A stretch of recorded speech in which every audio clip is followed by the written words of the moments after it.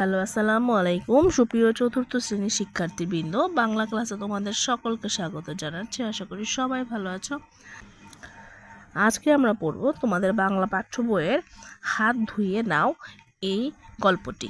দেখো, গল্পের শুরুতেই সুন্দর একটি ছবি আছে, একটি গ্রামের ঘর, গ্রামের পরিবেশ দেখা যাচ্ছে, আর একজন লোক আছে, ওনার কোলে একটি বাচ্চা এবং ওনার বাঁ হাতে একটি বক্স।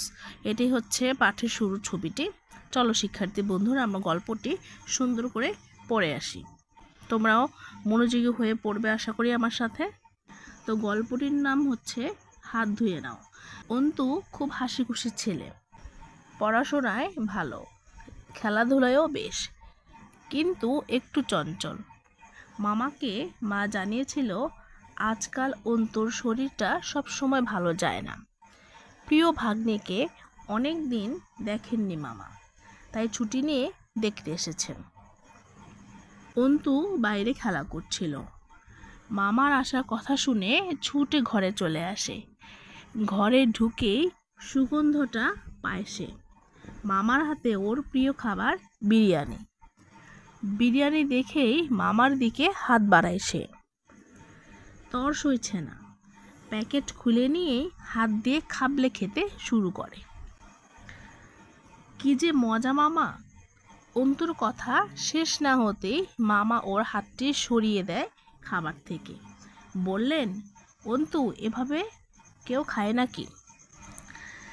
আচ্ছা দেখো, তাহলে ছবির লোকটি কে ছিল? ছবির লোকটি ছিল ছবির যেই ছেলেটি ছিল নাম হচ্ছে অন্তু, আর উনি হচ্ছে ওর মামা। তাহলে অন্তু পড়াশোনা করে, উনি খেলাধুলাও করে, এবং অন্তু কি খুব চঞ্চল। তো অন্তুর মা জানিয়েছে কি অন্তুর শরীরটা খারাপ যাচ্ছে, সে ভাগ্নিকে দেখতে এসেছে। তো আসার সময় মামা কি নিয়ে এসেছিল? অন্তু গাল ফুলিয়ে হাতটাই চেটেপুটে খেতে লাগলো।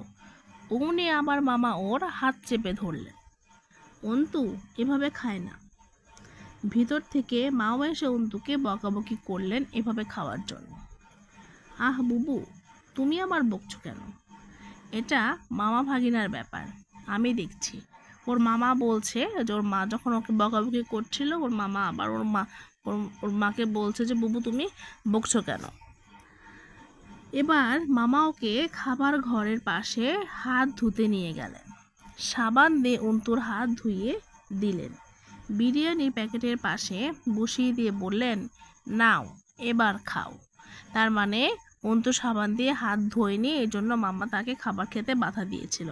তারপরে এখন কি মামা হাত ধুয়ে দিয়েছেন, তারপরে তাকে বিরিয়ানির প্যাকেটটা দিয়ে পাশে বসিয়ে বলেছেন, এবার খেয়ে নাও, তোমার জন্যই তো আনা।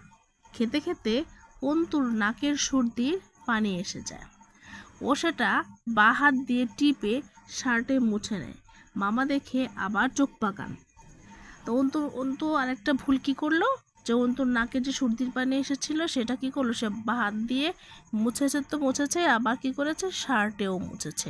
এটা দেখে মামা কি করলো, আবার চোখ পাকিয়েছে। মা বলতে থাকেন, বুঝলি শান্টু, ছেলেটাকে এত দেখে শুনে রাখি, তারপরও দেখ আজকাল যেন ওর অসুখ বিসুখ লেগেই থাকে।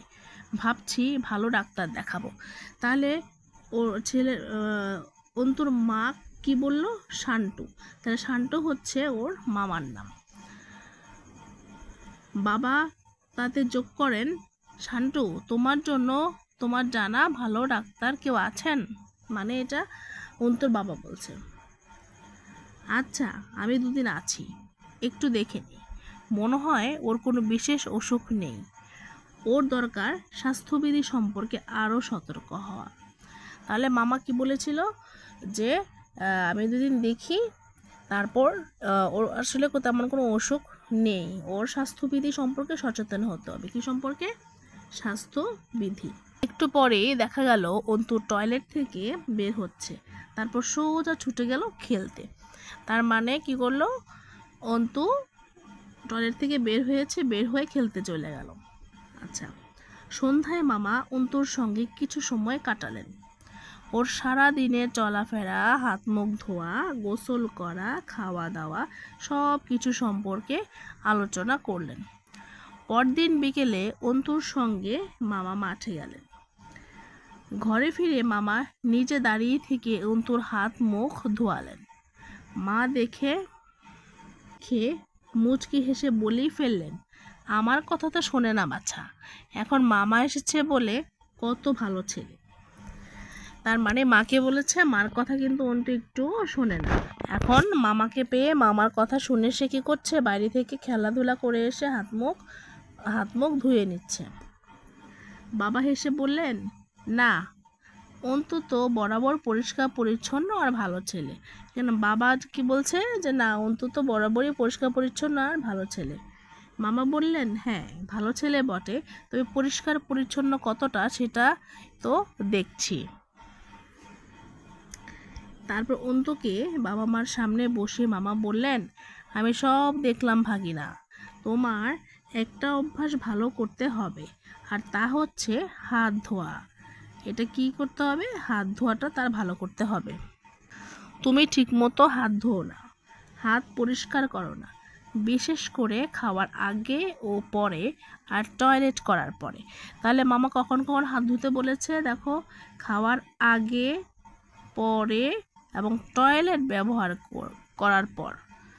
নাকের সর্দিও যেমন তেমন করে মোছো, এগুলো মোটেও ভালো নয়। পরিষ্কার পরিচ্ছন্নতার প্রথম কাজই হলো ঠিকমতো হাত ধোয়া। তোমার নখগুলো পরিষ্কার নয়, রোগবালাইয়ের শুরু কিন্তু এখান থেকেই, তাই না? কোথা থেকে? এই যে নখ থেকে। দেখো মামা, আমার হাত তো পরিষ্কার দেখাচ্ছে, অন্তু বলার চেষ্টা করে। মামা বললেন, পরিষ্কার দেখালেই হাত আসলে পরিষ্কার হয় না। আমরা হাত দিয়ে অনেক কিছু ধরি, অনেকের সাথে হাত মেলাই, এই সব কিছুতেই জীবাণু থাকতে পারে যা হাতে লেগে যায়। খাওয়ার আগে অথবা টয়লেট করার পর সাবান দিয়ে হাত না ধুলে এমনটা হয়। তাহলে খাবার আগে এবং টয়লেট করার পর কি করতে হবে? সাবান দিয়ে হাত ধুতে হবে। এরকম জীবাণু খালি চোখে দেখা যায় না, তাই ভালো করে হাত না ধোয়া না হলে ওইসব জীবাণু খাবারের সঙ্গে আমাদের পেটে চলে যায়। আর বেশিরভাগ পেটের রোগ, সর্দি, জ্বর ওইসব জীবাণু থেকেই হয়। কাজেই কিছু খাওয়ার আগে 2 হাত সাবান দিয়ে পরিষ্কার করে ধুয়ে নিতে হবে।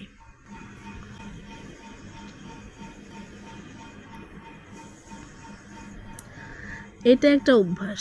ভালো করে হাত ধোয়ার অভ্যাস করলেই দেখবে তোমার অসুখ বিসুখ কমে গেছে। অন্তুর বাবা বললেন, আমিও তো অন্তুকে বলি, যখন বলি তখন করে, কিন্তু সব সময় কি করে? মা বললেন, শুনলে তো বাবু সোনা, মামার কথা মনে থাকে যেন। মামা এবার অন্তুকে অনেক আদর করলেন। অন্তু খুশি হয়ে বলল, এখন থেকে সে খাবার খাওয়ার আগে সাবান দিয়ে হাত ধুয়ে নিবে, টয়লেট করার পর খুব ভালোভাবে হাত ধোয়ার অভ্যাস করবে। অন্তু আর যাই হোক মামার কথা ফেলবে না, কারণ সে মামার মতো হতে চায়। ঘুমোতে যাবার আগে অন্তু মামার কাছে কথা দেয়, ঠিকমতো হাত ধোবে, সবাইকে বলবে যদি সুস্থ থাকতে চাও তো হাত ধুয়ে নাও। আচ্ছা, তো সব কথাটা কি বলেছে? যদি সুস্থ থাকতে চাও, খুব সুন্দর কথা, তো হাত ধুয়ে নাও।